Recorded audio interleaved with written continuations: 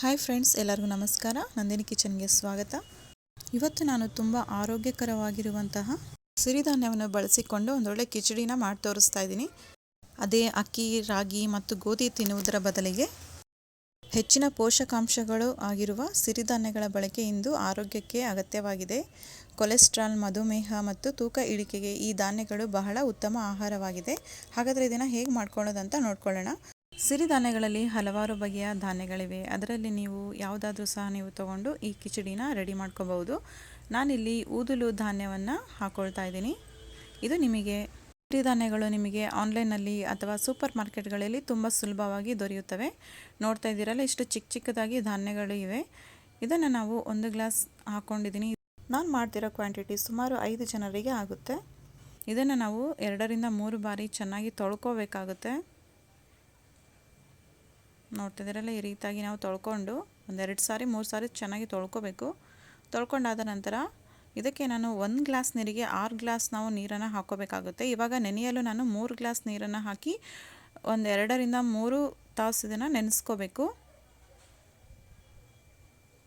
ಇದನ್ನು ನೀವು ಮಧ್ಯಾಹ್ನ ಟೈಮಲ್ಲಿ ಮಾಡ್ಕೊತೀರಂದರೆ ಬೆಳಗ್ಗೆಯೇ ನೀವು ನೆನೆ ಹಾಕಬೇಕಾಗುತ್ತೆ. ಅದೇ ಗ್ಲಾಸಿಂದ ಅರ್ಧ ಗ್ಲಾಸ್ ಹೆಸರು ಬೇಳೆಯನ್ನು ತೊಗೊಳ್ತಾ ಇದ್ದೀನಿ. ಇದನ್ನು ಸಹ ನಾವು ಚೆನ್ನಾಗಿ ತೊಳ್ಕೊಬೇಕಾಗುತ್ತೆ. ತೊಳ್ಕೊಂಡಾದ ನಂತರ ಇದನ್ನು ನಾವು ನೀರನ್ನು ಹಾಕಿ ಇದನ್ನು ಒಂದು 10 ರಿಂದ 15 ನಿಮಿಷ ಇದನ್ನು ನೆನೆ ಹಾಕಿದರೆ ಸಾಕು. ನಾವು ರೆಸಿಪಿ ಮಾಡೋಕ್ಕಿಂತ ಮುಂಚೆ ಇದನ್ನು ಹೆಸರುಬೇಳೆಯನ್ನು ನೆನೆ ಹಾಕ್ಕೊಂಡ್ರೆ ಸಾಕು, ಅಷ್ಟರಲ್ಲೇ ನೆನೆಯುತ್ತೆ.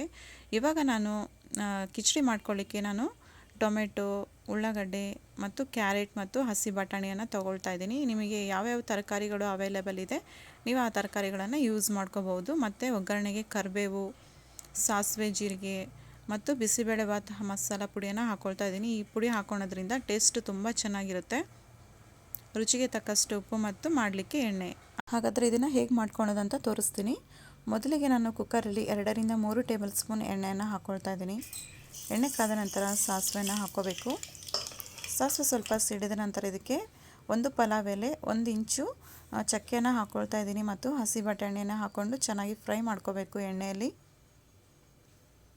ಇದಕ್ಕೆ ನಾನು ಕಟ್ ಮಾಡ್ಕೊಂಡಿರುವಂತಹ ಕ್ಯಾರೆಟ್ ಮತ್ತು ಉಳ್ಳಾಗಡ್ಡೆಯನ್ನು ಹಾಕ್ಕೊಂಡು ಕ್ಯಾರೆಟ್ ಮತ್ತು ಉಳ್ಳಾಗಡ್ಡೆ ಸಾಫ್ಟ್ ಆಗಬೇಕು, ಅಲ್ಲಿವರೆಗೆ ಇದನ್ನು ನಾವು ಹೈ ಫ್ಲೇಮಲ್ಲಿ ಫ್ರೈ ಮಾಡ್ಕೋಬೇಕು. ಫ್ರೆಂಡ್ಸ್, ಈ ಥರ ನೀವೆಲ್ಲ ವೆಜಿಟೇಬಲ್ಸ್ ಹಾಕಿ ಮಾಡ್ಕೊಳೋದ್ರಿಂದ ತುಂಬ ರುಚಿಯಾಗಿರುತ್ತೆ. ಈ ಕಿಚಡಿ ಬಿಸಿ ಬಿಸಿಯಾಗಿ ತುಪ್ಪ ಹಾಕ್ಕೊಡ್ತಾ ಇದ್ದರೆ ತುಂಬ ರುಚಿಯಾಗಿರುತ್ತೆ. ಇದಕ್ಕೆ ನಾನು 1 ರಿಂದ 2 ಕಡ್ಡಿ ಕರಿಬೇವನ್ನು ಹಾಕ್ಕೊಂಡು ಇದನ್ನು ಚೆನ್ನಾಗಿ ಎಣ್ಣೆಯಲ್ಲಿ ಫ್ರೈ ಮಾಡ್ಕೋಬೇಕು. ನೋಡ್ತಾ ಇದ್ದೀರಲ್ಲ, ಈ ರೀತಿಯಾಗಿ. ಇವಾಗ ಕಟ್ ಮಾಡ್ಕೊಂಡಿರುವಂತಹ ಟೊಮೆಟೊವನ್ನು ಹಾಕ್ಕೊಂಡು ಇದನ್ನು ನಾವು ಚೆನ್ನಾಗಿ ಫ್ರೈ ಮಾಡ್ಕೋಬೇಕು. ಟೊಮೆಟೊ ಎಲ್ಲ ಸಾಫ್ಟ್ ಆಗಬೇಕು. ಅರ್ಧ ಟೇಬಲ್ ಸ್ಪೂನ್ ಅರಿಶಿಣವನ್ನು ಹಾಕ್ಕೊಳ್ತಾ ಇದ್ದೀನಿ. ಇದನ್ನು ಸ್ವಲ್ಪ ಚೆನ್ನಾಗಿ ಬಾಡಿಸ್ಕೊಳ್ಳಿ ಎಣ್ಣೆಯಲ್ಲಿ. ನೋಡಿ ಎಷ್ಟು ಕಲರ್ಫುಲ್ಲಾಗಿ ಕಾಣ್ತಾ ಇದೆ ಅಂತ. ಇವಾಗ ನಾವು ನೆನೆಸಿಟ್ಕೊಂಡಿದ್ದೀವಲ್ಲ ಸಿರಿಧಾನ್ಯದ ನೀರನ್ನು ಅಳತೆ ಮಾಡಿ ಹಾಕ್ಕೋಬೇಕು. ಅದೇ ನೀರನ್ನು ನೆನೆ ಹಾಕಬೇಕಾದ್ರೆ ನಾನು 3 ಗ್ಲಾಸ್ ಹಾಕ್ಕೊಂಡಿದ್ದೆ, ಅದೇ 3 ಗ್ಲಾಸ್ ಇವಾಗ ಹಾಕ್ಕೋಬೇಕು.